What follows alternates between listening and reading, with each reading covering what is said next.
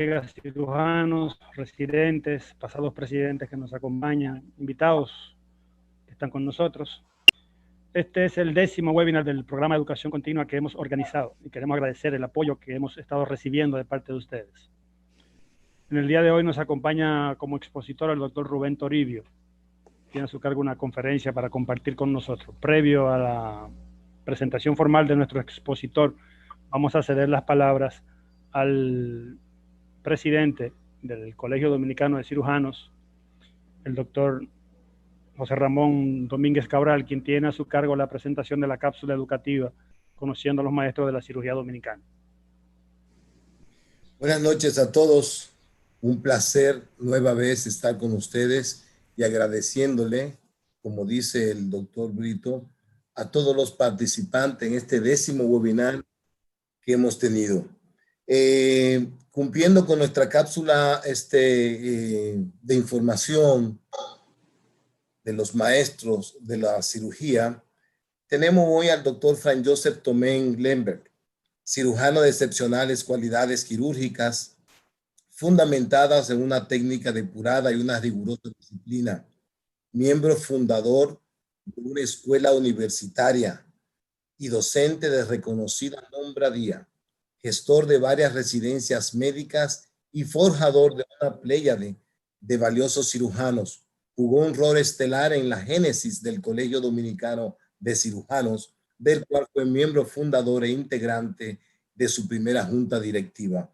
El doctor Frank Joseph Tomén fue galardonado como maestro de la cirugía en el 2019.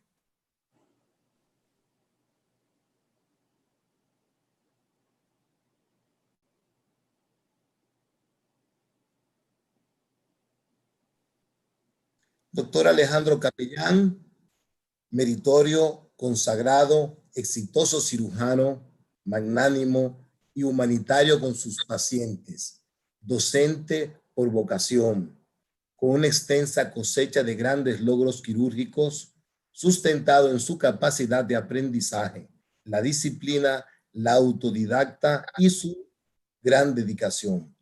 Defensor de los derechos ciudadanos, miembro del Colegio Dominicano de Cirujanos y es maestro de la medicina dominicana y miembro de la Academia Dominicana de Medicina. Él se le hizo el reconocimiento de maestro de la cirugía de forma póstumo en el 2019. Muchas gracias, doctor Domínguez, por la cápsula educativa y la presentación breve de nuestros dos maestros de la cirugía dominicana exaltados en el año 2019.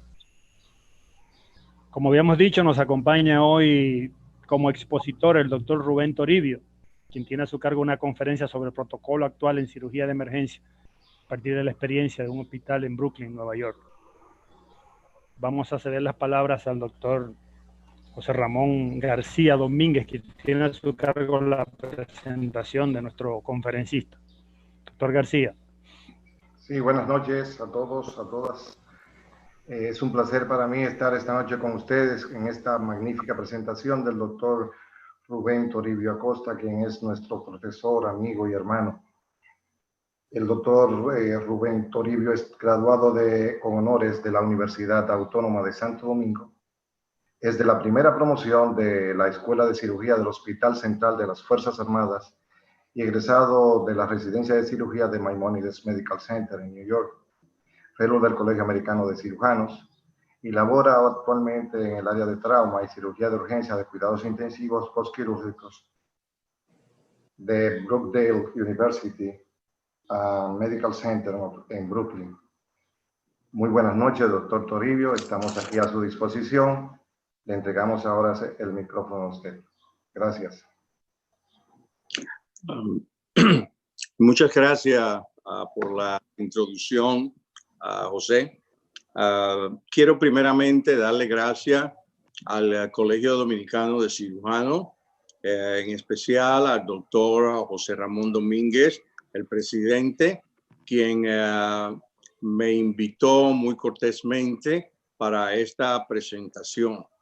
Para mí es un honor seguir mi trayecto de educación, enseñando a los médicos dominicanos cómo ser mejores cirujanos.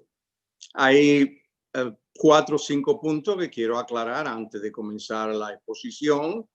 La primera es que no tengo ningún conflicto de interés. Es algo obligatorio que aquí tenemos que decir en la conferencia para que sepan que no estamos promoviendo a nadie. Segundo, no soy especialista en COVID, no soy infectólogo, soy un cirujano de trauma, de cirugía de emergencia y cuidado intensivo de Nueva York, trabajando en 2 hospitales en Brooklyn, en el hospital, como decía José, Brooklyn University Hospital Medical Center y en el Kings County Medical Center en Brooklyn. La tercera cosa es que la exposición mía no son exposiciones personales. Es la recomendación hecha por el Colegio Americano de Cirujanos, del cual soy miembro, a todos los cirujanos de Estados Unidos y hospitales para mejor cuidado de los pacientes. Y por último, que me perdonen si en las diapositivas ven cualquier terminología en inglés, porque a veces es difícil tratar de traducir de un idioma al otro textualmente las cosas, y por eso le pido excusa a todos ustedes. Comenzamos con la primera diapositiva. En la primera diapositiva ustedes pueden ver que yo pongo la diferencia entre un protocolo y un guideline. El protocolo, porque se me pidió que hablara del protocolo de un hospital en Brooklyn en tiempo de COVID. Realmente no existe protocolo. Lo que existen ahora mismo, en este momento, son guías, guidelines, porque la diferencia entre un protocolo y un guideline es que un protocolo usted tiene obligatoriamente que seguirlo, y si se sale de ahí, usted está violando el estándar de cuidado de los pacientes. Es, por ejemplo, le puedo dar un ejemplo. Te va a operar un colon electivamente, y si usted no le hace la preparación que está en el protocolo del hospital, usted está violando esa regulación. Un guideline son recomendaciones que se hacen, que usted tiene el derecho de seguir o no seguir, dependiendo de las condiciones en las que usted esté trabajando. Muchas veces, por ejemplo, la mayoría de las apendectomías las hacemos laparoscópica, pero hay casos donde uno decide, no, déjame hacerla abierta por ciertas condiciones, y ahí uno no viola ningún protocolo, porque en el momento no existe como estándar de que se debe hacer laparoscópica o se puede hacer abierta. Siguiente diapositiva, por favor.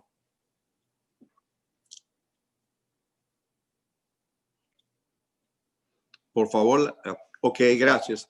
No voy a hablar mucho sobre la historia del coronavirus, porque los exponentes anteriores hemos estado hablando en las últimas conferencias mucho acerca del coronavirus, y los anteriores expositores a mí han hecho una excelente exposición, han mencionado la historia, han dicho la composición del virus cómo es, y está de más recordarse.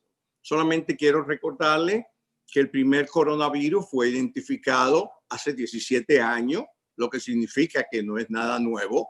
En el 2003 fue identificado el primer coronavirus. Que otro coronavirus muy famoso fue identificado, el MERS COVID-1, que fue identificado en el 2012 en abril en Jordania. El MERS COVID-1 significa Middle East Respiratory Syndrome, y fue aquel virus que mató a muchísimas personas en el Middle East, en Arabia, India, Irán, Irak, Afganistán.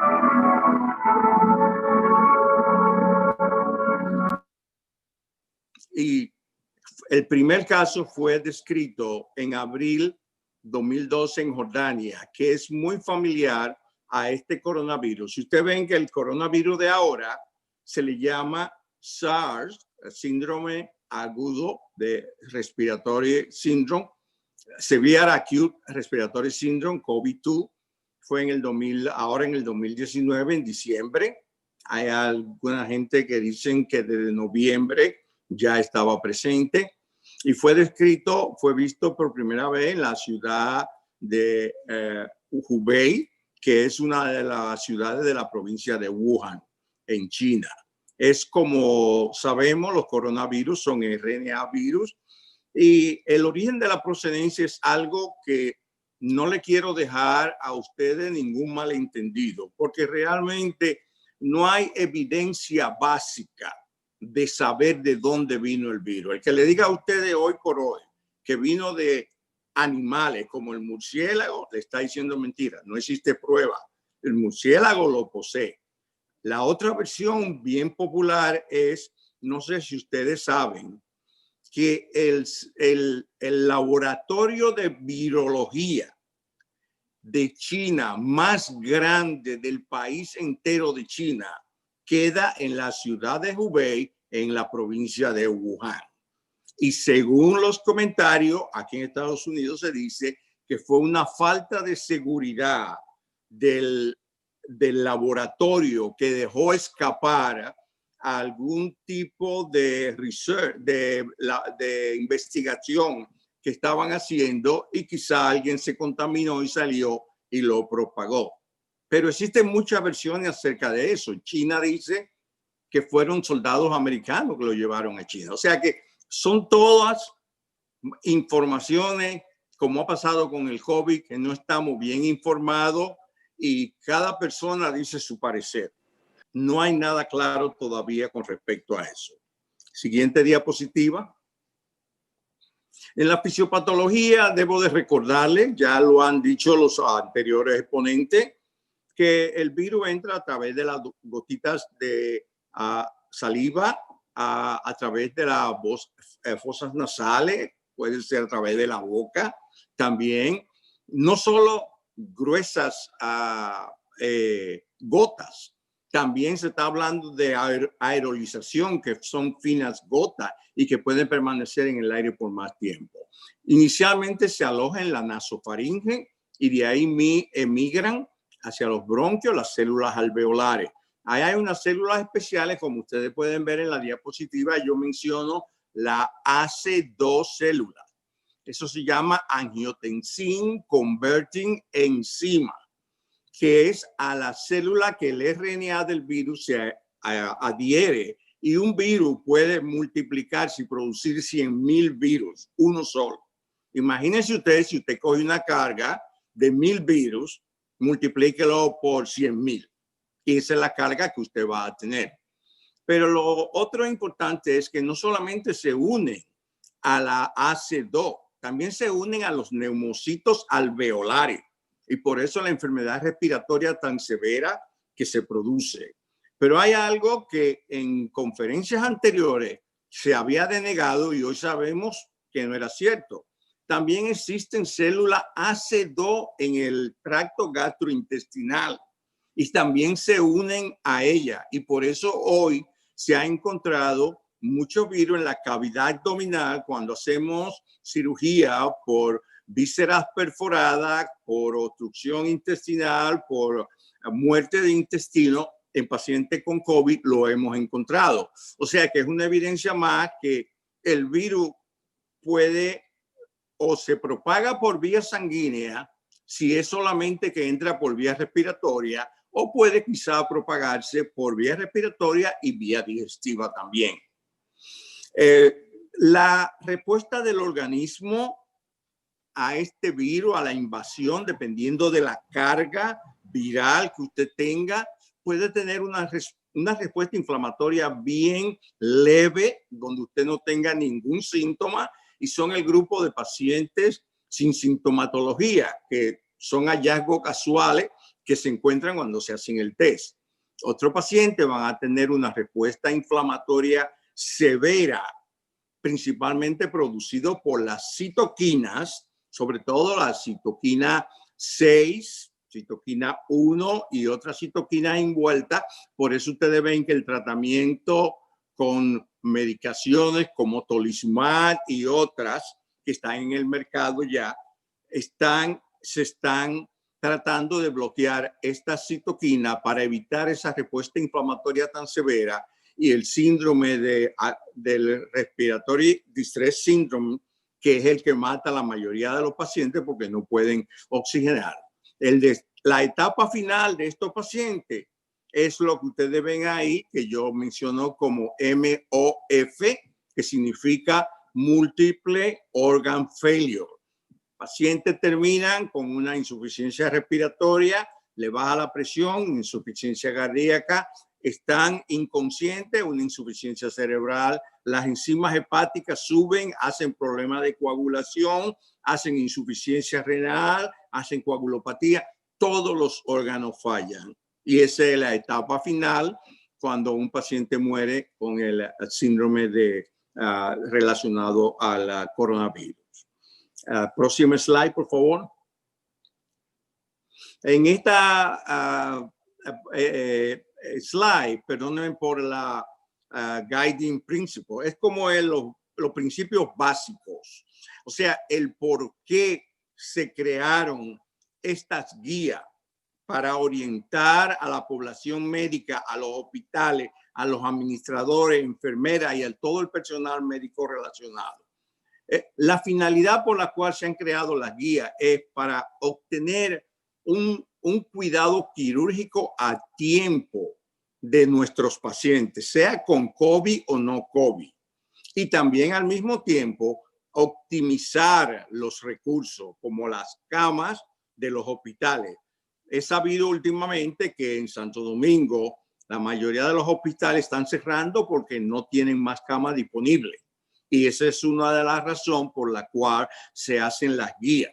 Las camas de ICU están llenas, los equipos de propiedad personal también deficientes, ventiladores no hay suficientes. Nosotros vivimos eso aquí en Nueva York en el mes de marzo y el mes de abril, que fueron los peores meses y quizá la experiencia más devastadora que yo he tenido en mi vida. Y sobre todo, algo muy importante, no solo el cuidado del paciente, pero la preservación de la salud del personal médico. Aplicar todo el tiempo el juicio quirúrgico para decidir qué es lo mejor hacer, no solo para el paciente, pero para la institución, para el médico que lo está cuidando. Debemos saber que la mayoría de los procedimientos quirúrgicos van a ser demorados y que esa demora va a traer como consecuencia aumento de la estadía de los pacientes en los hospitales, va a aumentar el número de hospitalizaciones y va a poner en riesgo incluso la vida de muchos pacientes por tratar de tratarlo de manera adecuada. El paciente que no responda al tratamiento no quirúrgico como tratamos de hacer en los pacientes con COVID, a no ser que sea una causa que vaya a morir, puede ser que no respondan y terminen en sala de cirugía. Esto lo menciono porque cualquiera pudiera decirle a ustedes, pero es muy fácil. Vamos a tratar todos los pacientes que lleguen a la emergencia como supuesto COVID y nos vamos a proteger y vamos a hacer todo. Pero ese no es el caso. El problema es que si usted opera un paciente con COVID, la mortalidad se triplica o más de ahí. Y el número de complicaciones que va a tener ese paciente son muy altos para arriesgarlo a tener cirugía. Por eso pacientes con COVID, si es posible, no debe ser llevado a cirugía. Por eso es tan importante estas guías. Y por último, las decisiones que se van a tomar acerca del manejo de los pacientes que llegan a la emergencia, COVID positivo o no, es una decisión multidisciplinaria. Aquí no solamente lo que diga el cirujano, el anestesiólogo cuenta, el administrador del hospital, la disposición de una sala de cirugía con una presión negativa, la facilidad para equipo de protección, las camas disponibles. O sea que es algo que no podemos ser egoístas y pensar que el cirujano es el quien tiene la palabra y nosotros vamos a decidir. Próximo slide, por favor. Aquí voy a comenzar ya la exposición acerca de los casos que vamos a presentar. Es imposible presentar todos los casos, pero vamos a presentarles los casos que el Colegio Americano de Cirujanos nos dio a nosotros una guía de cómo manejar. Tenemos el caso más común, que es la apendicitis aguda. La apendicitis aguda puede dividirse de dos maneras: no complicada y apendicitis complicada. La no complicada es el paciente que viene con el típico síntoma de dolor periumbilical, irradiado a la fosa ilíaca derecha, náusea, vómito, conteo de blanco elevado. Clínicamente usted examina, hay dolor. Si es mujer, le gustaría hacer un CAT scan porque pueden haber otras patologías. Si es un hombre, no hay que hacer CAT scan porque está bien claro que es una apendicitis. No hay otro órgano ahí que le puede dar evidencia. Ese paciente, si no tenemos una prueba de COVID positiva, no debemos de operarlo. Comenzamos el tratamiento con hidratación, le comenzamos los antibióticos, usamos Mefoxin, que es la cefocitin endovenosa, mandamos el test a través de las fosas nasales, no el rapid test. No usamos aquí mucho el rapid test, el test rápido, porque la incidencia de fallo de falsos negativos es muy alta y de falso positivo. Entonces, preferimos esperar 24 horas y en lo que hidratamos al paciente y le damos antibióticos. Si viene que es COVID negativo, le hacemos una laparoscopía, una apendectomía laparoscópica. Si el test es positivo, lo tratamos con antibiótico endovenoso inicialmente, lo pasamos a antibiótico oral y lo mandamos a la casa y le damos seguimiento. Ustedes pueden ver ahí en la parte de abajo del slide donde le pongo la referencia de Frase Albernari. Ellos publicaron y ellos dicen que hoy por hoy todas las apendectomías deben de hacerse laparoscópica. Eso fue publicado en el Journal de Trauma y de Cirugía de Emergencia en el 2014, en enero. Dicen que la recuperación es rápida, el paciente se puede ir el mismo día, pero es algo debatible. También depende de la experiencia del cirujano. Todavía aquí en Nueva York, en los hospitales donde yo trabajo, hay unos cuantos cirujanos ya de cierta edad que no hacen la cirugía laparoscópica, la hacen abierta. Y también es permitido porque no hay un estándar of care. La apendicitis puede tratarse de esa manera si tiene un COVID positivo, excepto si usted le hace un CAT scan al paciente, como ustedes ven en la guía, en la diapositiva, yo hablo de un apendicolit. Un apendicolit es como una piedrecita que se ve dentro del apéndice, que es la que produce la obstrucción al nivel del apéndice y la que hace que el apéndice se dilate y la pared aumente y comprima las venas y el retorno venoso se llegue a cero y el arterial no puede seguir porque la presión venosa es muy alta, el apéndice se necrosa y se perfora.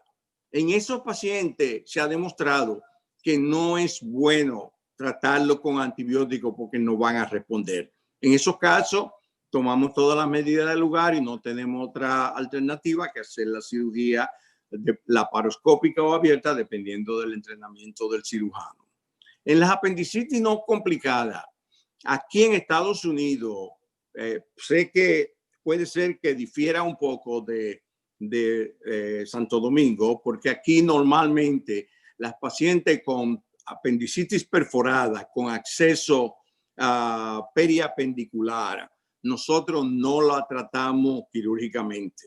Le damos antibiótico endovenoso Si tiene un acceso, una colección, sea alrededor del apéndice o del ciego o en la pelvis, llamamos al radiólogo intervencionista para que nos le haga un drenaje bajo un CAT scan o una ultrasonografía.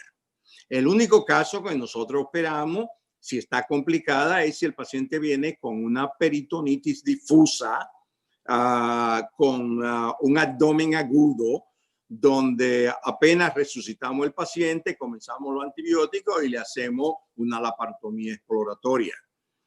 Todo depende. Hay todavía cirujanos aquí que se atreven a intentar hacerlo laparoscópico y por lo menos tratan. Habrá casos que usted lo podrá hacer, habrá casos que no.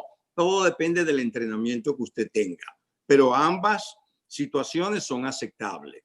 Si el tratamiento no quirúrgico, porque fíjense que no le hago tratamiento médico, tratamiento no quirúrgico, porque el tratamiento no quirúrgico es mucho más peligroso que el quirúrgico. El tratar una patología quirúrgica con un tratamiento que no sea quirúrgico, usted está siendo bien riesgoso. Por eso digo tratamiento no quirúrgico. Si falla, usted no tiene alternativa. Tiene que llevarlo a cirugía y hacer la cirugía o laparoscópica o abierta. Próximo slide, por favor. Acerca de la vesícula biliar, nosotros vamos a hablar de 3 diferentes patologías. Vamos a hablar de la colelitiasis sintomática, donde es el paciente con una colecistitis crónica que cada vez que ve alimento o come, viene con el dolor, va a la emergencia y usted cuando lo ve ya el paciente ha venido 10 veces. Y le dan un calmante para el dolor, mejora, se va a la casa, pero en una semana tan pronto vuelve a ver alimento, vuelve de nuevo.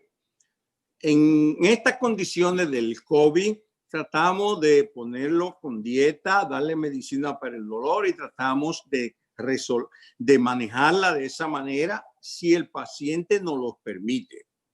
Si el paciente mantiene un dolor no refractario, que el dolor sigue, continúa a pesar de todo, pues entonces no hay alternativa que hacerle una colecistectomía laparoscópica. En el caso de la coledocolitiasis, que es el paciente que tiene una piedra en el conducto biliar común, si el paciente está asintomático y es un hallazgo o el paciente tuvo dolor, pero cuando llega a la emergencia le hacemos toda la investigación y encontramos que su bilirrubina está normal, sus pruebas hepáticas están normal, el conteo de blanco no está séptico, no está haciendo fiebre. Hacemos un manejo expectante, vamos a observarlo. ¿Por qué? Porque no podemos darnos el lujo de llevarlo a sala de cirugía, ni de hacerle una endoscopía retrógrada colangiopancreatografía, que es lo ideal con una esfinterotomía, porque es un proceso aerolizante que puede contaminar a todo el personal. Además, ustedes van a ver la última diapositiva que tengo para ustedes, para que ustedes se imaginen la cantidad de complicaciones y la mortalidad tan alta que puede tener un paciente que ustedes llevan a sala de cirugía con un virus, con el coronavirus activo. Las cosas se duplican, triplican, cuatriplican y eso no es lo que queremos. A nosotros se nos enseña aquí que nosotros lo que queremos es no un genio, queremos un cirujano seguro, un cirujano que si usted le entrega su vida y va a sala de cirugía, usted va a salir, no que sea demasiado inteligente. Queremos algo, la seguridad es lo primero. Si el paciente tiene colangitis y está séptico, ahí no hay alternativa. Hay que hacerle su ERCP, hay que darle antibiótico, si se puede hacer una esfinterotomía, porque esos pacientes a veces vienen coagulopáticos y los gastroenterólogos son muy resistentes a hacerle una esfinterotomía. Y existe una ley en vías biliares que ningún ninguna piedra que tenga más de 1 centímetro no va a poder salir a través del esfínter de Oddi, aún con esfinterotomía.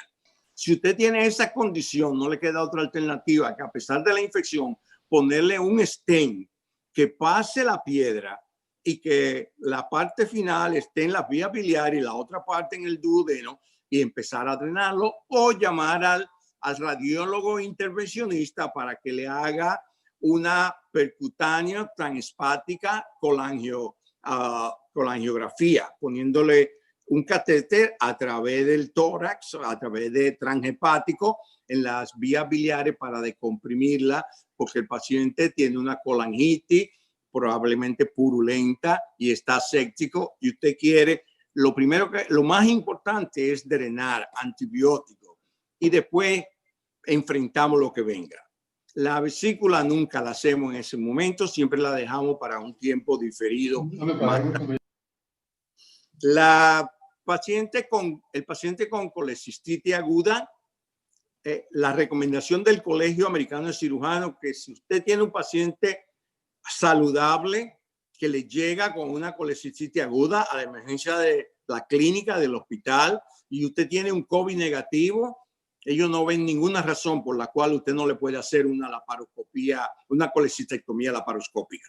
Debe de hacerle su colecistectomía. ¿Por qué? Porque pueden venir las complicaciones si usted le deja la colecistitis. Y el paciente no tiene COVID y es sano, en buena condición. Ahora, si el paciente es alto riesgo, entonces debe tratarlo con antibiótico endovenoso, pero si falla y el paciente viene séptico, no, la alternativa no sería la laparoscopía, colecistectomía laparoscópica, sería una colecistectomía percutánea por el Intervention Radiology. Ya lo llamamos y ellos le hacen el drenaje de la vesícula a través del hígado. Ellos no se van por fuera, sino que funcionan el hígado bajo CAT-scan y a través del parénquima hepático entran a la vesícula y empiezan a drenar la vesícula por ahí. El paciente se puede ir. Yo tengo pacientes que tienen hasta 1 año con catéter de colecistectomía transhepática, que no lo operamos porque son pacientes con alto riesgo, con enfermedades coronarias, con múltiple infarto, con enfermedad obstructiva pulmonar crónica, con diabetes, con todos pacientes que le he prohibido darle una anestesia general porque no van a salir del caso. Van a terminar con una traqueostomía, un tubo de alimentación y probablemente una vida miserable, que no vale la pena arriesgarse. Entonces, pero recuerden, eso es solamente si el tratamiento con antibiótico endovenoso falla, le ponemos el tubo de colecistectomía percutánea. Próximo slide, por favor. Vamos ahora a hablar a través de los procedimientos rectales, el hemorroide trombosado y los accesos perianales o perirectales. El hemorroide trombosado agudo necrótico. Digo agudo necrótico porque así está en el papel del Colegio de Cirujanos, porque ustedes ven con mucha frecuencia muchos pacientes que ya tienen 2 semanas con un hemorroide trombosado y le llegan a la consulta por el dolor anal. En estos pacientes no siquiera intentamos hacer ningún tipo de procedimiento. Pero el paciente que llega con un hemorroide trombosado agudo, con necrosis de la mucosa rectal, el juicio quirúrgico del cirujano es muy importante. Y si va a hacer un procedimiento, lo recomendado es que en la misma oficina o en la misma emergencia utilice anestesia local, lo inyecte alrededor del área de necrosis y trombosis, drene esa área para sacar el coágulo, para que el paciente mejore el dolor y le da tratamiento sintomático. Si el paciente tiene un hemorroide trombosado muy grande con un área de celulitis, el proceso es bastante importante, o algunos pacientes que nos tomamos en la práctica que no toleran que usted le ponga un dedo, esos pacientes no tenemos otra alternativa que llevarlo a sala de cirugía. A veces la mucosa rectal se ha ulcerado y están sangrando a través del hemorroide importante, un sangrado importante, y no hay otra alternativa que llevarlo a sala de cirugía y bajo anestesia general con mucho cuidado, porque ustedes saben que todo lo que se refiere a vía respiratoria son los procedimientos que en pacientes con COVID pueden contaminar más al médico, como intubación, traqueostomía, endoscopía, etc. Los accesos perianales o perirectales, si es superficial y es localizado, me disculpan por el error de incisión, debió ser con 6S, debe hacerse una incisión y un drenaje bajo anestesia local y despacharlo para la casa. No queremos admitir paciente al hospital. Yo tengo por lo menos en este periodo de marzo y abril 3 pacientes con cirugía mayores. Un paciente con una úlcera duodenal sangrante, un paciente con una hemicolectomía derecha y otro paciente con una resección de intestino por una obstrucción intestinal, que llegaron con COVID negativo y en el hospital se infectaron de COVID. Inicialmente, cuando se emitieron por la emergencia, se le hizo el estudio y fue negativo, porque siguieron después de cirugía con fiebre a los 3-4 días, se le hizo los estudios y encontramos que ya tenían COVID positivo porque la consiguieron en el hospital, no la trajeron ellos. Entonces, por eso tratamos de hacer los procedimientos ambulatorios, si es posible, sin poner en riesgo la vida del paciente. El acceso perirectal, que a veces vemos como en herradura o muy extenso, esos no son pacientes que se pueden llevar, que se pueden hacer con anestesia local. Esos pacientes hay que llevarlo a la sala de cirugía y hacer una incisión y drenaje adecuado, la cavidad, empaquetarla, ponerle packing y darle antibiótico y para cambiar los packing en 24 horas bajo buena medicina para el dolor, porque es muy dolorosa. Hay que ver la parte anímica del paciente también. La otra posibilidad es que si usted no tiene una sala de cirugía disponible, en este caso, y el paciente tiene un acceso importante porque usted decidió hacerle un CT scan de la pelvis y ve la colección de pus bastante grande y no tiene, el paciente es COVID positivo, no tiene una sala de cirugía con presión negativa y con las facilidades, por lo menos ponga anestesia local y aspírelo y drénelo temporalmente y antibióticos endovenosos. Eso le va a dar cierto tiempo a usted. Recuérdense que en los casos de coronavirus se está hablando que la etapa contagiosa de un paciente que puede ser contagioso son aproximadamente de 11 días a 2 semanas. Después de 2 semanas el paciente no es contagioso. Entonces lo que hacemos es que el paciente hacemos el test inicialmente, que sale positivo y esperamos 2 semanas, lo repetimos y cuando esté negativo, entonces podemos hacer un procedimiento quirúrgico. Próximo slide. En los casos, le pongo el nombre de soft tissue infection. Cuando hablo de esto, me estoy hablando de la celulitis, de la fasciitis necrotizante, de la mionecrosis, que vemos aquí, no sé por qué, pero en Brooklyn tenemos una incidencia enorme. Incluso hace 2 o 3 días le mandé al doctor José Domínguez el último caso que hice el domingo pasado cuando tuve del servicio en el hospital, en una señora de 450 libras con una mionecrosis con gas por un beta-estreptococo en el muslo izquierdo, extendiéndose a la región inguinal.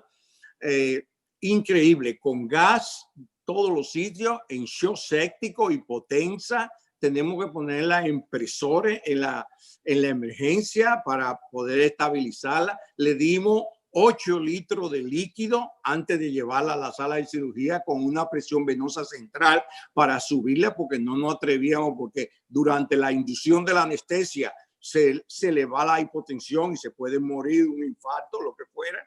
Entonces, no sé si es que la condición de la cultura aquí en Brooklyn, no sé por qué, porque en otros sitios no había visto tanta infecciones de soft tissue como vemos aquí en Brooklyn.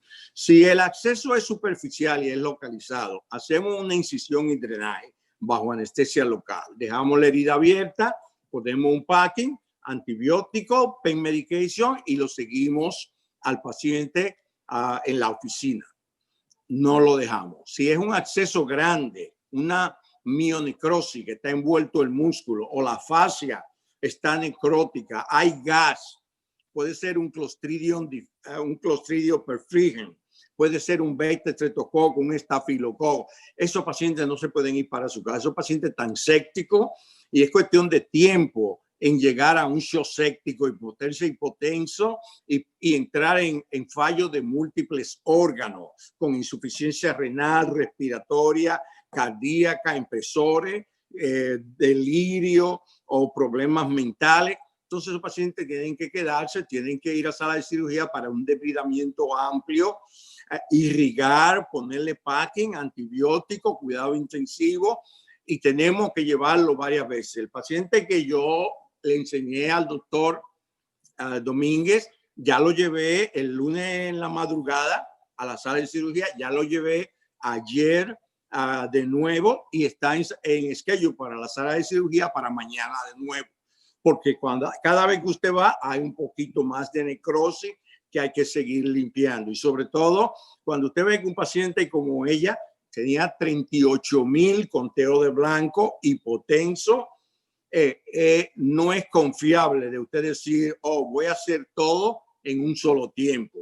Esos son los casos donde nosotros decimos que el manejo con damage control, o sea, controlar el daño es muy importante. Trate de sacar el tejido muerto que está el paciente séptico, deje la herida abierta, empaquételo, vaya a cuidado intensivo, siga manejando, soportando al paciente, dándole presores, dándole medicina para el dolor, intubándolo, dándole oxígeno, chequeando que el urine output es adecuado y todo eso. Y entonces, cuando la condición del paciente lo permita, entonces usted estuvo al paciente y hace lo que usted tenga que hacer. Y después la herida, no se preocupen, la herida cierran, todas las heridas cierran tarde o temprano y si no le hacemos un injerto de piel. Es tan sencillo como eso. Siguiente diapositiva.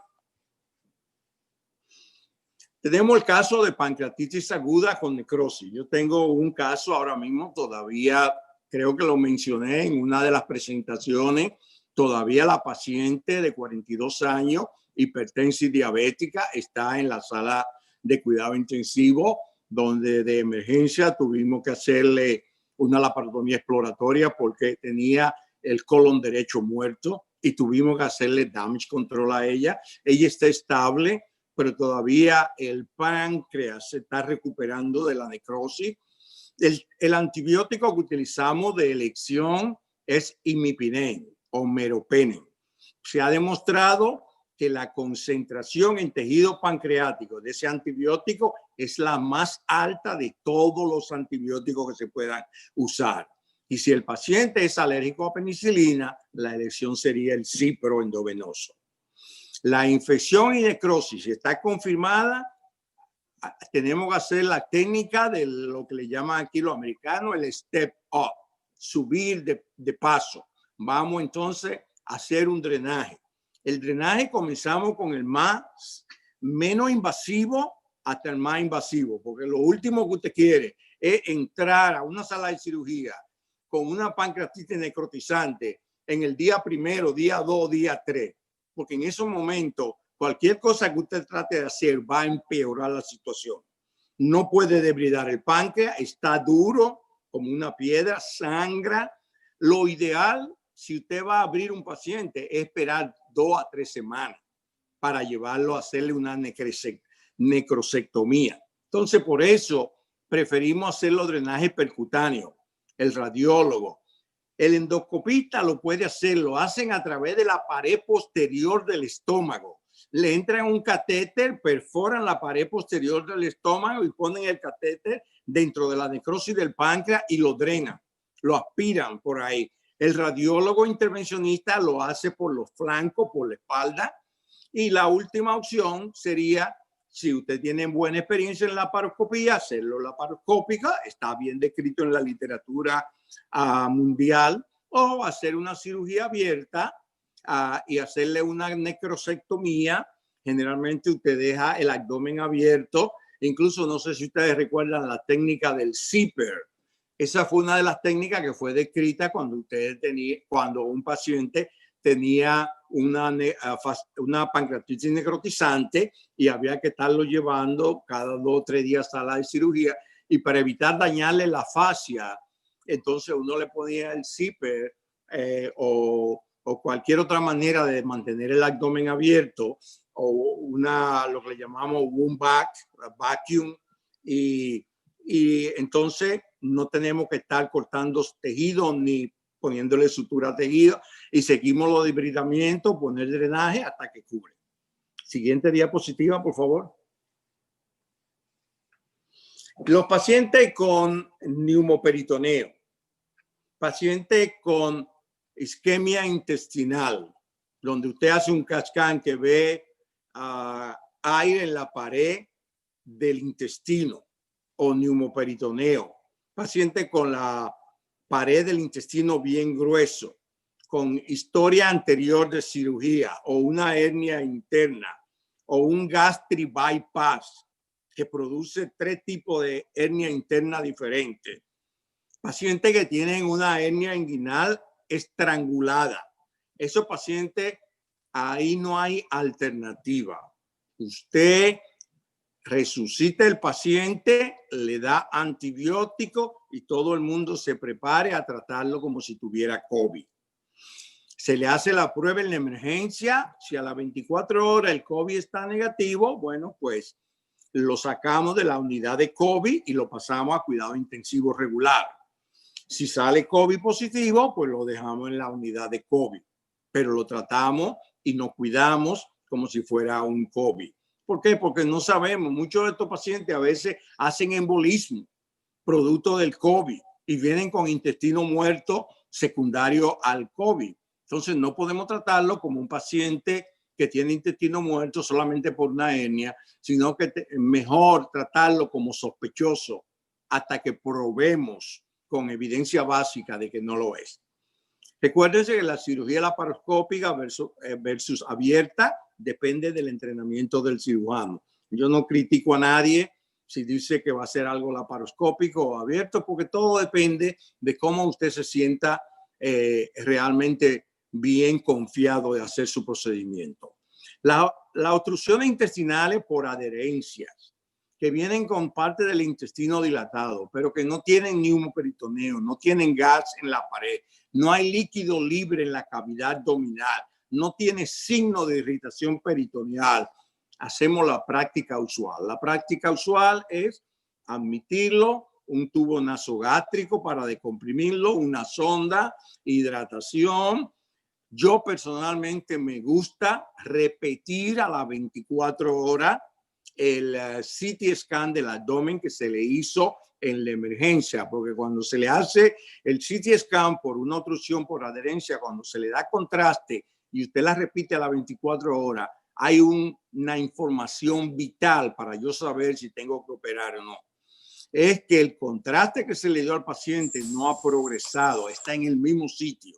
Si usted ve eso a las 24 horas, prepárese para llevar al paciente antes de que tenga intestino muerto.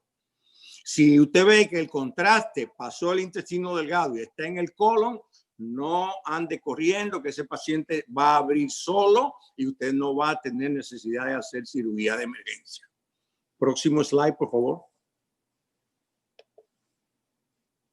El paciente con diverticulitis. Paciente con diverticulitis lo vemos muy frecuentemente, sobre todo pacientes por encima de los 40, 50 años. Antes decíamos que solamente eran los pacientes de mayor edad, pero ya no, ya sabemos que puede suceder en gente jóvenes también. Si la diverticulitis no complicada, donde usted lo único que ve en el CT scan del abdomen es un engrosamiento de la pared del sigmoide. En este caso, usted debe de darle antibiótico endovenoso y antibióticos orales. Perdón.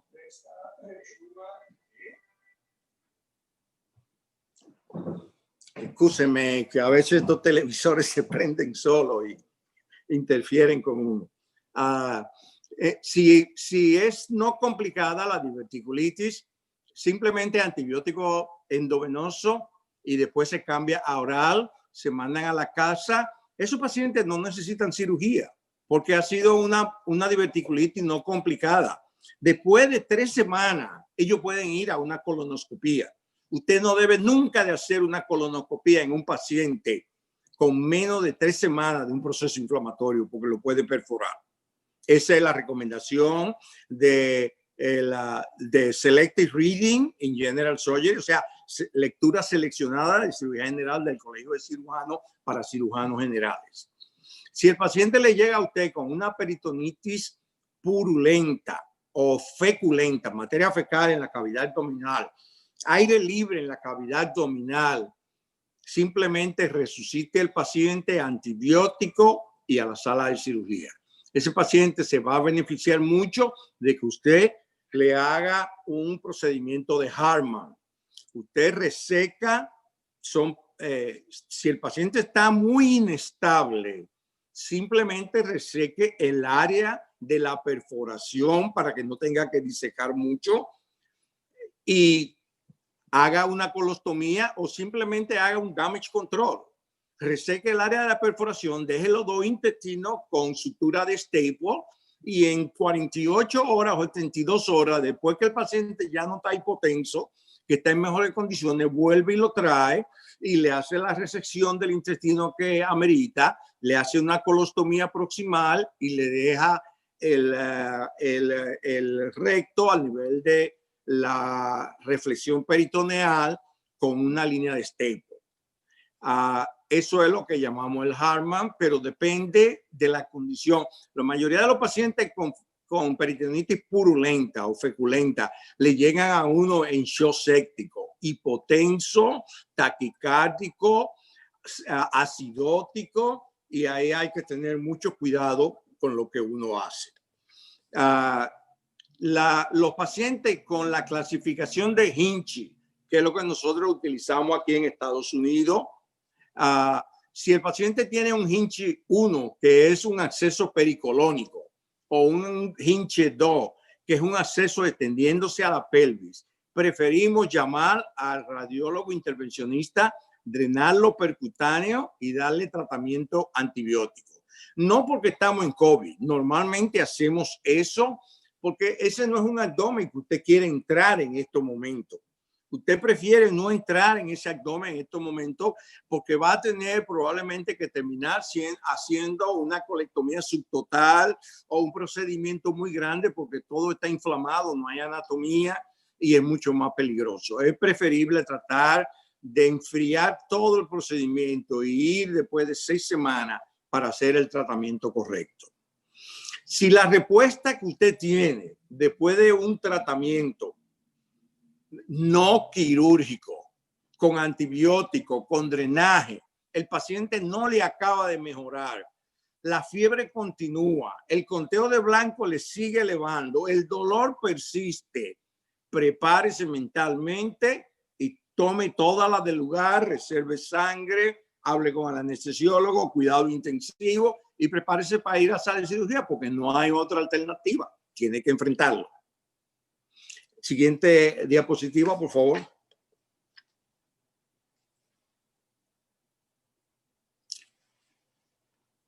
Siguiente diapositiva, por favor. Ok, entonces, los últimos procedimientos que tengo para hablar, que son muy comunes hoy, son acerca de la traqueostomía y del percutáneo, endoscopia y gastrostomía. Esos son 2 procedimientos vitales en nuestros pacientes de cuidado intensivo, donde lo hacemos en sala de cirugía y lo podemos hacer hasta en cuidado intensivo. El problema de los 2 procedimientos es que ambos son aerolizantes y liberan, cuando usted está haciendo la traqueotomía, que usted abre la tráquea por debajo del tubo endotraqueal, todo ese aire que viene es full de virus. Entonces tiene que tener cuidado. Lo mismo cuando le hace el percutáneo endoscopy gastrostomy, que hace la endoscopía para poner la luz a través del estómago y poner la aguja, todo ese aire es con virus. Lo preferible es demorar el procedimiento por lo menos 14 días para que ya el paciente no sea contagioso y tratarlo de hacer en ese tiempo. Para la traqueotomía se recomienda utilizar la técnica de Shanghái. Aquí la técnica de Shanghái la aprendimos de la ciudad que se llama Shanghái en China. Ellos fueron los primeros que tuvieron los casos de coronavirus y con ellos aprendimos muchas cosas. Y es que ellos cuando van a hacer una traqueostomía hay un separador que estoy seguro los cirujanos bariátricos de allá de Santo Domingo lo conocen muy bien, que se llama el separador de Gómez, que son 2 barras que se pegan a la cama, una por a nivel del pecho, otro por encima de la cabeza, como en U, y entonces se toma una funda plástica como esa que usamos para ponerle al fluoroscopio, al CR, y se corta y se pone encima de esas barras de manera tal que la cabeza del paciente queda cubierta en plástico. Le hacemos 2 hoyos por donde entramos las manos, de manera tal que cuando el paciente empiece a respirar de la tráquea, cuando se abre y se dilata para poner el tubo endotraqueal, nada salga a través del plástico. Y esa es la famosa técnica de Shanghái. Si ustedes van al internet, ustedes buscan la técnica de Shanghái, del hospital de Shanghái para hacer traqueotomía y ustedes van a ver las fotos ahí. Para la gastrostomía percutánea endoscópica, tratamos de demorar también 2 semanas. Es importante, sobre todo aquí en Estados Unidos, tenemos el inconveniente de que siempre tenemos que hacerlo, porque a nosotros aquí, esos pacientes que necesitan ser rehabilitados en un nursing home o en un centro de rehabilitación, o pacientes con trauma, con lesión cerebral, nadie lo acepta si no tienen un tubo de alimentación. No se lo aceptan a uno con un tubo nasogástrico, con una sonda de Levin. No lo aceptan. Es obligatorio mandarlo con el tubo o con una yeyunostomía, que de por sí tiene más complicaciones que la gastrostomía. Entonces, lo que tenemos que hacer es tratar de demorar el caso para hacerlo cuando ya no esté contagioso y ser bien cuidadoso. Próximo slide, por favor.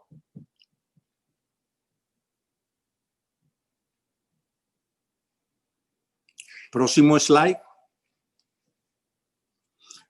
Ok, ya terminé con los procedimientos que el Colegio Americano de Cirujanos, pero además del artículo del Colegio de Cirujanos, les traje este artículo de Lancet. Si ustedes ven la diapositiva, www.thelancet.com. Todos conocemos lo que es el Lancet. El Lancet es la más prestigiosa revista británica de Inglaterra de medicina y de cirugía. Ellos en mayo de este año, el 29, hace apenas 3 semanas, publicaron este artículo. Y yo lo encontré muy importante para enseñarle a ustedes el por qué tratamos de no operar pacientes con COVID.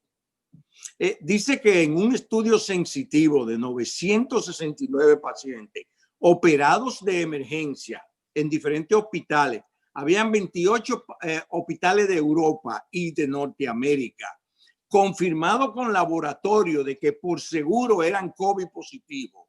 La mortalidad de esos pacientes operados, no importa de lo que fueron operados, a los 30 días fue de 23.7%. O sea, 230 pacientes de 969 murieron.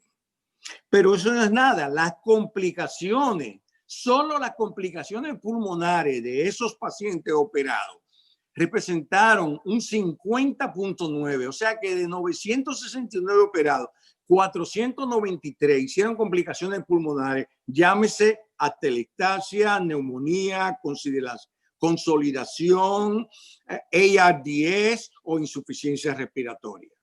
Y ellos encontraron que los factores predisponentes para eso era tener el sexo masculino. El sexo masculino se complica en un 28% comparado con un 18% en la mujer. Que tenga una edad de más de 70 años, que su ASA, que es la evaluación que le hace el anestesiólogo, es de 3 a 5. Usted tiene enfermedad coronaria, tiene insuficiencia cardíaca, tiene una estenosis aórtica, diabético, hipertensión, lo que fuera. Si es entre 3 y 5, mayor chance. Si la cirugía fue de cáncer, mucho mayor chance. Y si la cirugía fue de emergencia, mucho mayor chance. Ayer leí un artículo que no está incluido en el Lancet y que me llamó mucho la atención. Y fue sobre paciente de morbidly obese, paciente con obesidad morbosa. Están encontrando que la mayoría de los pacientes jóvenes que están muriendo de COVID, la primera causa es la obesidad morbosa. Entonces, esos son factores que no está incluido aquí entre los factores. No sé qué tanta incidencia tenga la obesidad en Inglaterra, pero es algo que hay que tenerlo en consideración cuando vamos a tratar pacientes de este tipo. Por esas estadísticas es que yo le digo que tratemos de no operar pacientes con COVID, porque lo que no estamos es buscando problemas si podemos evitarlo. Si no podemos evitarlo, no tenemos alternativa. Tenemos que seguir hacia adelante y pedirle a Dios que nos ayude. Próxima diapositiva.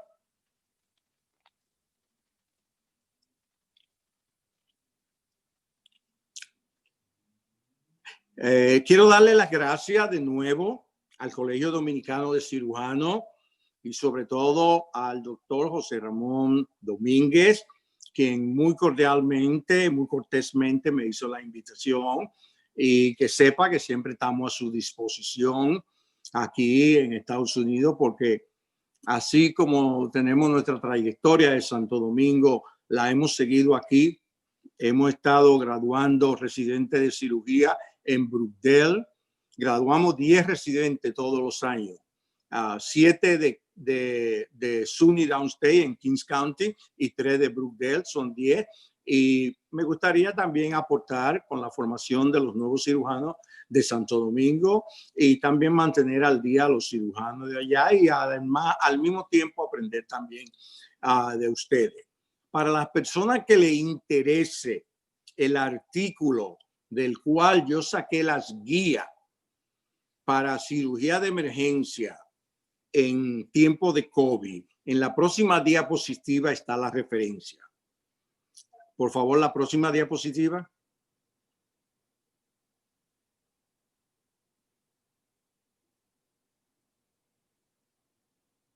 Bueno, parece que se extravió. Formalmente, doctor, parece que hacer de todas maneras, creo que poder retomarla a través del correo del colegio y nosotros nos encargamos de... Sí, yo se la voy a leer porque la tengo aquí. El artículo se llama, es una publicación del American College of Surgeons, publicado el 20 de marzo de 2020, donde dice COVID-19, Guideline for Triage of Emergency General Surgery Patient. Y ahí está, si ustedes van al internet, van a ver todas las patologías, van a ver más detalle que lo que yo le ofrecí, y es la recomendación del Colegio Americano de Cirujanos de cómo debemos de manejarnos. Recuerden algo, no sabemos mucho de coronavirus. Coronavirus es muy reciente. Es probable que muchas de esas cosas vayan a cambiar con el tiempo. Pero de todas maneras, en este momento, eso es lo que tenemos disponible. Muchas gracias.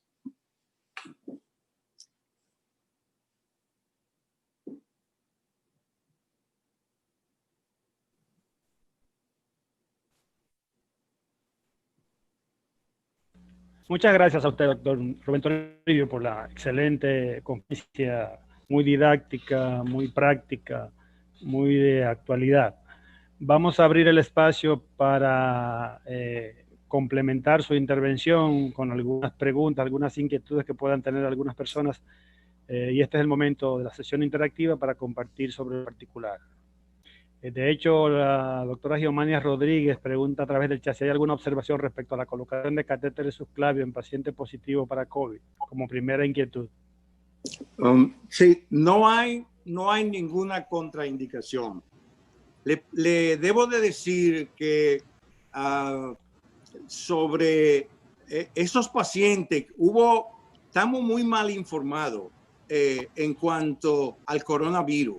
Y todo el que tiene 3 casos de una patología, incluso yo mismo me pronuncié una vez aquí diciéndole a ustedes que Mount Sinai había publicado 3 casos de derrame cerebral por trombosis de la arteria coronaria en pacientes con COVID. Hoy se ha demostrado que no todos los pacientes de COVID hacen trombosis vascular, que eso necesariamente no es parte, que eso es parte del proceso de múltiple organ failure en los pacientes, pero que no es que específicamente el COVID induce a eso. El Lancet publicó 10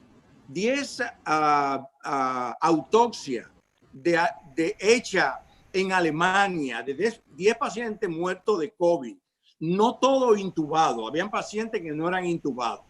Y ellos no encontraron trombosis ni siquiera en un paciente. Entonces, el catéter de subclavia no tiene ninguna contraindicación.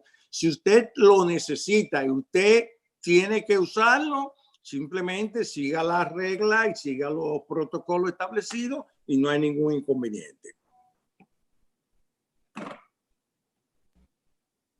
Muchas gracias. Pregunta alguien sobre el absceso periapendicular, que se le da manejo conservador, incluyendo el drenaje guiado por imágenes.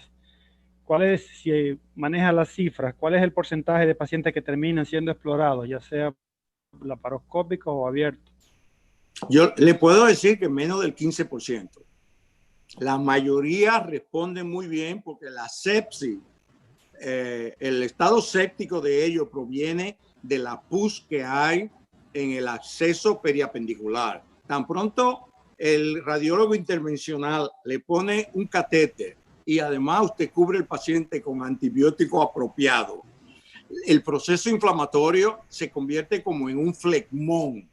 Se localiza y se va desinflamando, por decirlo así, gradualmente. Y usted, generalmente en esos pacientes, lo que hacemos es, nosotros ya no hacemos apendectomía en todos los pacientes que tienen ese tipo de problema. Nosotros evaluamos si el paciente, después de tratarlo de esa manera, vuelve de nuevo con dolor en el cuadrante derecho y con alguna sintomatología, esos pacientes se opera y se le saca el apéndice. ¿Por qué no lo tratamos a todo con apendectomía? Porque muchas veces el apéndice se ha roto completamente y ya no hay apéndice y se ha formado el acceso y usted va y no encuentra el apéndice por ningún sitio. Pero los resultados son muy buenos.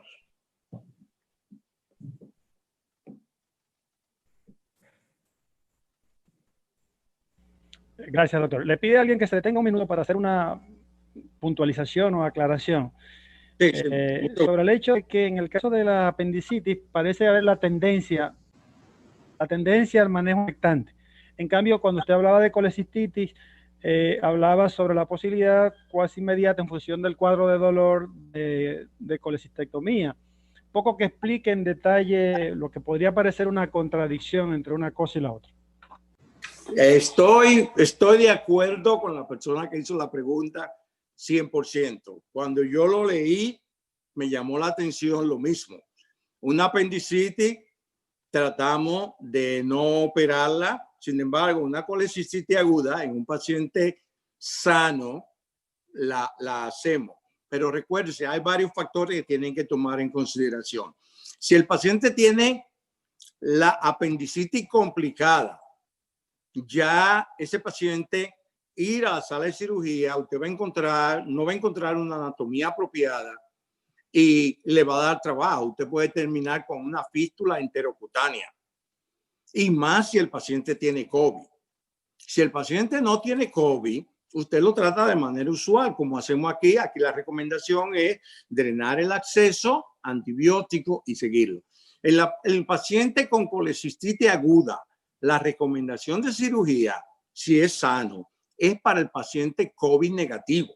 Pero si tiene COVID positivo, no se hace cirugía. Simplemente se trata con antibiótico inicialmente endovenoso, se pasa oral y se le da seguimiento y se hace la colecistectomía 6 semanas después, cuando ya es COVID negativo.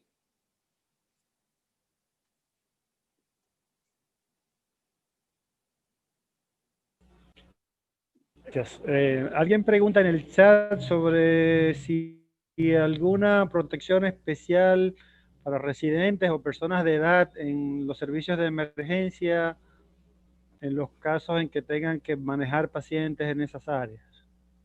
Bueno, lo que nosotros usamos aquí, ya aquí en Nueva York, la cosa ha cambiado mucho. Aquí, si ustedes hubieran estado presentes en marzo y abril, esto era increíble. Yo estaba en Kings County con una unidad de cuidado intensivo con 20 pacientes, intubados los 20, COVID, ninguna patología quirúrgica, simplemente manejándolo por intensivo, porque los doctores de medicina interna no daban para los casos. Nosotros teníamos más de 100 camas de intensivo hechas en el hospital para prepararnos, porque el hospital es un hospital de la ciudad, que la ciudad le proporciona todas las facilidades para atender a los ciudadanos. Y nosotros usábamos el traje ese blanco con todo, la protección de la cabeza, las máscaras N95, encima de la máscara nos poníamos otra máscara más, teníamos el plástico que cubría. Los pacientes solamente eran intubados por anestesiólogos, más nadie trataba. Los pacientes estaban aislados con extensiones de los catéteres endovenosos, con tubos largos que estaban fuera de la habitación, para que cuando la enfermera fuera a darle medicina no tuviera que entrar a la habitación, desde afuera le podía dar la medicina. Cuando alguien iba a entrar, se le avisaba a la enfermera y a todo el personal para que si había algo más que hacer, se hiciera todo en el mismo momento y no estuviera entrando y saliendo y abriendo la puerta. Cuando usted entraba, cerraba la puerta inmediatamente. Yo me recuerdo, yo como attending, yo no entraba, yo simplemente disponía desde afuera y le decía a los residentes lo que tenían que hacer. Por eso le tengo un respeto a los residentes, a las enfermeras, porque esos son los verdaderos héroes de esta batalla. Pero la misma protección de seguridad que ustedes tienen allá es la que estamos usando aquí. Brito, cuando pueda me permite hacer una pregunta. Deme un segundito, doctor. Después de esta pregunta le cedo el turno. Pregunta para que no olvidarlo. Si están haciendo ustedes allá en Estados Unidos de manera rutinaria pesquisaje con pruebas de laboratorio al personal de salud, o lo están manejando por síntomas. No. Aquí todo el que quiera, no tiene que ir al hospital. Aquí en Nueva York, nosotros, el Estado se ha portado muy bien y nos mandan por internet que lo único que usted tiene que hacer es que poner el área code de donde usted vive.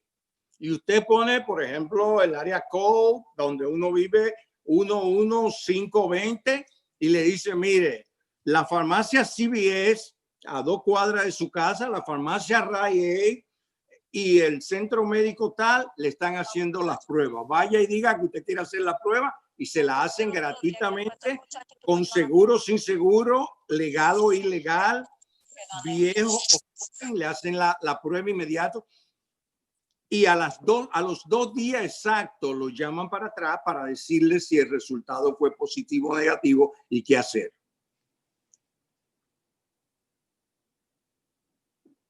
Muy bien. Doctor Darío de los Santos, su pregunta, por favor. Sí, la verdad es que yo creo que la conferencia del doctor Toribio ha sido muy ilustrativa frente a la pandemia que estamos tratando, o sea, el COVID-19. Pero hay una situación, yo creo que para nuestro país, en República Dominicana, resulta un poco difícil manejar un paciente. Todavía sigue siendo frente a nosotros la actitud, definir si un paciente tiene o no apendicitis, independientemente del nivel, de la condición. Si tiene apendicitis, es automático que nosotros de manera convencional procedemos a hacer la apendicectomía. Eso no se trata de un paciente con COVID-19, que yo creo que el doctor Toribio ha sido muy explícito en torno a definir la situación de que en principio hay que tratar de no operar, salvo que usted no se vea obligado, como él explicó muy explícitamente y con mucho detalle. Y yo creo que de una manera muy didáctica. Pero me preocupa el hecho de que en nuestro país, por ejemplo, cualquier paciente que se confirma que tiene una apendicitis aguda, pues creo que es muy difícil que un cirujano se le ocurra manejar eso con antibióticos, salvo que no sea frente a la situación nueva que tenemos ahora con el COVID-19. No sé qué nos podría seguir diciendo el doctor Toribio en ese sentido, cuál va a ser el patrón. En Estados Unidos quizá tienen una serie de condiciones muy diferentes a nosotros, los recursos son diferentes y eso quizá dé fortaleza para actuar en ese sentido, pero aquí en Santo Domingo como que resulta difícil. Yo creo que nosotros todavía tenemos la actitud de que el paciente que se confirma ya que tiene una apendicitis, independientemente de la etapa y de la evolución, salvo que no tenga un COVID, tiene un COVID positivo, lo más probable es que el cirujano trate de no operarlo hasta donde se pueda. Pero en sentido general, la conducta es sacarle el apéndice. A ver qué nos puede decir el doctor Toribio en ese sentido. Y gracias, de todos modos, creo que fue una conferencia maravillosa. Sí, debe decirle, doctor de los Santos, que cuando yo emigré aquí a Estados Unidos, todavía aquí le hacíamos apendectomía a todos los pacientes con apendicitis. La nueva modalidad la introdujeron los cirujanos pediátricos, porque en pediatría se utiliza mucho pacientes con apendicitis y pacientes con apendicitis perforada no operarlo y darle tratamiento con antibióticos. Aquí hay, como decía usted, estoy de acuerdo 100%, Santo Domingo no es lo mismo que estar en Nueva York. Usted aquí le hace un CAT-scan a todo el mundo. No importa en qué hospital usted esté, hay CAT-scan disponible, hay ultrasonografía para todo el mundo. Tiene el antibiótico que usted quiera para darle endovenoso. Allá hay que tomar en consideración de si hay el CAT-scan o no, de si está disponible o no, de si el antibiótico es demasiado caro o no. Pero eso no es algo reciente por el COVID. Yo le puedo en una próxima presentación darle más información acerca del manejo no quirúrgico de la apendicitis aguda. Es tan así, doctor, que usted, vamos a suponer, ha tenido un infarto, Dios lo libre de mal, en los últimos 30 días y a usted le da una apendicitis aguda.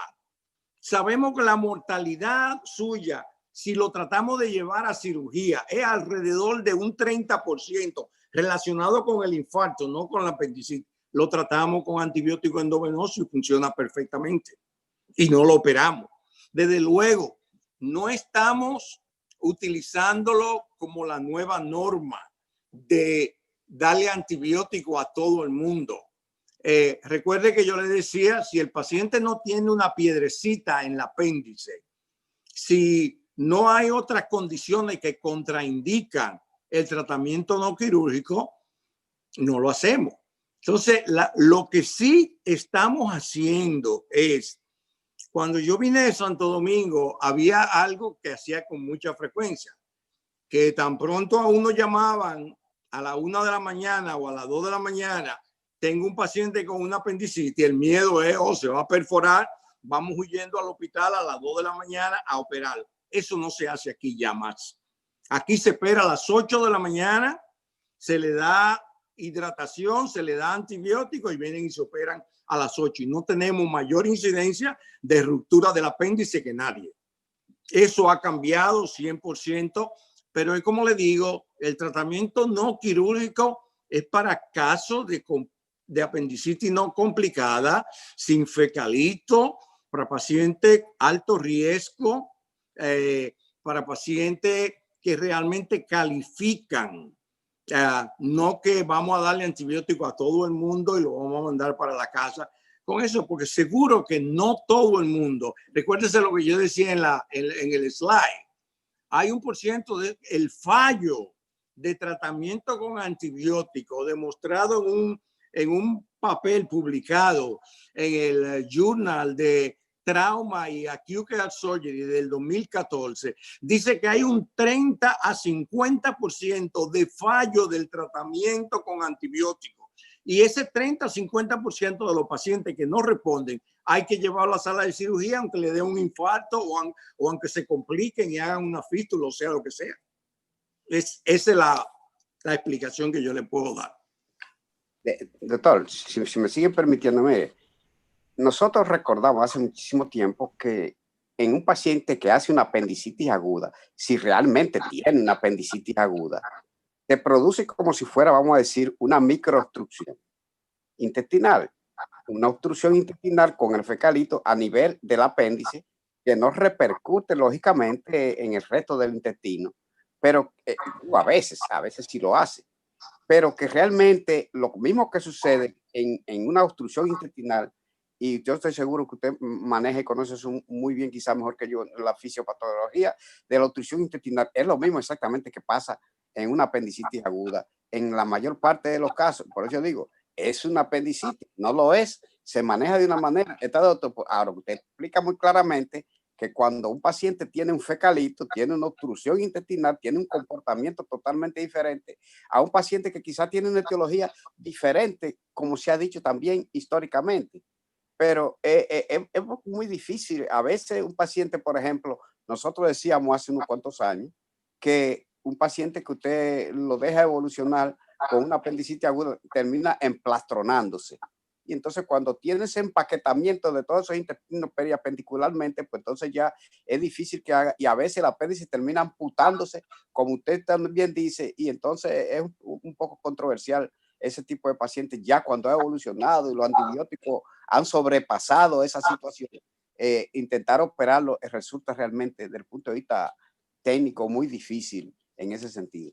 Pero el comportamiento en sentido general de un paciente que no, que tiene realmente su apendicitis aguda, real, auténtica, yo creo que los antibióticos, salvo que no sea, repito, una situación como la que estamos enfrentando ahora, es un poco difícil. No sé, todavía nosotros no digerimos también eso ahí. Yo no sé, anteriormente se hablaba de apendicitis crónica, apendicitis aguda, y entonces había una controversia en ese sentido.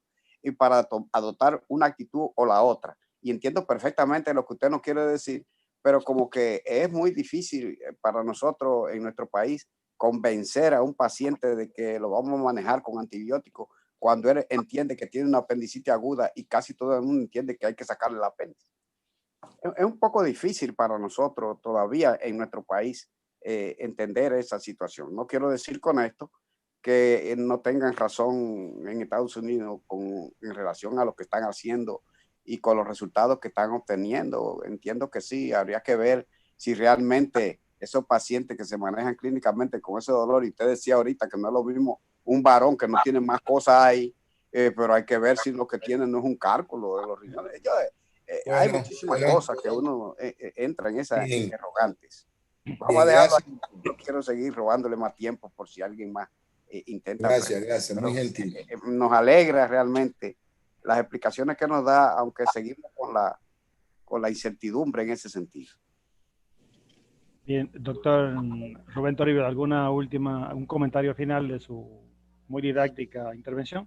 No, de acuerdo con el doctor Darío de los Santos, es difícil cambiar después que usted tiene 40, 50 años haciendo una cosa de una manera y ahora le dicen que hay que hacerla de otra. No se sorprenda porque eso mismo va a pasar con el coronavirus y con los problemas quirúrgicos. Hay que tener la mente abierta al cambio. Si usted no cambia y no hace otra cosa, no va a mejorar. Yo me recuerdo, yo llegué aquí en el año 90 cuando la cirugía laparoscópica. Todo el mundo decía eso va a ser un fracaso.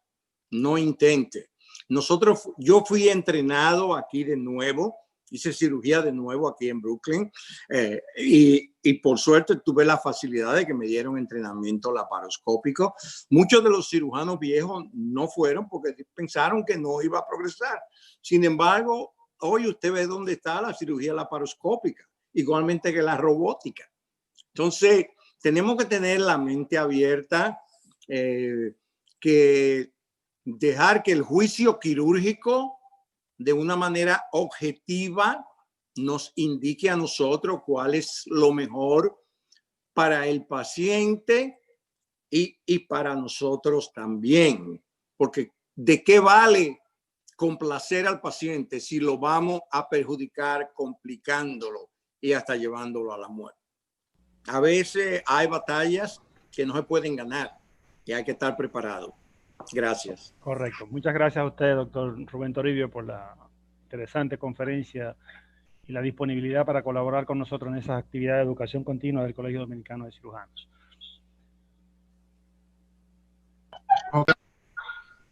Queremos, para la parte de cierre de esta actividad, dar algunas informaciones breves sobre las actividades próximas que tenemos. El próximo webinar del Colegio Dominicano de Cirujanos corresponde al jueves 25, 7 de la noche.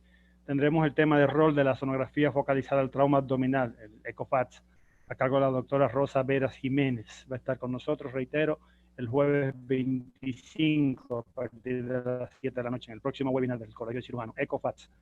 El curso de capacitación sabatina que estamos impartiendo va por su tercer módulo pasado mañana, este próximo sábado 20. Estará con nosotros la doctora Keidari Adames Pérez, hablando de resonancia magnética para cirujanos. Va a ser el sábado 20 a las 6:30 de la tarde, iniciamos ese día. Recordarles la jornada precongreso de póster y temas de postulantes que tiene fecha del sábado 11 de julio a las 4 de la tarde por esta misma plataforma Zoom.